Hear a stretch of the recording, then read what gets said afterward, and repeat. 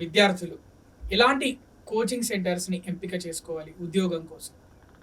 So, ఇక్కడ 2 రకాలండి. అంటే coaching అనేది ఫస్ట్ థింగ్ ఏందంటే అవసరమా అనేది ఒకటి. ఒకవేళ నిజంగానే కోచింగ్ అవసరమవుతే ఎక్కడ అనేది ఒకటి. మరి కోచింగ్ అవసరమా? అవసరం లేదా? అనేది విద్యార్థుల యొక్క బేసిక్ ఆర్ ఫౌండేషన్ పైన డిపెండ్ అయి ఉంటుంది. ఒకవేళ వాళ్ళు అంటే ఒక కాంపిటీటివ్ ఓరియంటేషన్‌తోనే గతం నుంచి ప్రస్తుతం వరకు గనక బేసిక్ ఫండమెంటల్స్ పైన గనక వాళ్ళు వర్కౌట్ చేసినట్లయితే సో దట్ ఈజ్ ఎనఫ్. ఎందుకంటే బేసిక్స్ ఆర్ ఫండమెంటల్స్ పైన మనకు కమాండ్ గనక ఉన్నట్లయితే సిలబస్ ఏదైతే మెన్షన్ చేయడం జరుగుతుందో దానికి సంబంధించినటువంటి పుస్తకాలు మనకు మార్కెట్‌లో దొరుకుతున్నాయి కాబట్టి వాటిని గనక చదువుకుంటే చాలామంది కోచింగ్ లేకుండా కూడా ఉద్యోగాలు కొట్టినటువంటి ఎగ్జాంపుల్స్ మనం చూస్తుంటాం. నంబర్ 1. నంబర్ 2, ఒకవేళ ఇఫ్ కోచింగ్ అవసరం ఉంది అనుకుంటే ఇప్పుడు 2 రకాల ప్లాట్‌ఫార్మ్స్ మనకు అందుబాటులో ఉన్నాయి. ఒకటి ఆన్‌లైన్ ప్లాట్‌ఫార్మ్స్ ఉన్నాయి. అదేవిధంగా ఆఫ్‌లైన్ ప్లాట్‌ఫార్మ్స్ ఉన్నాయి.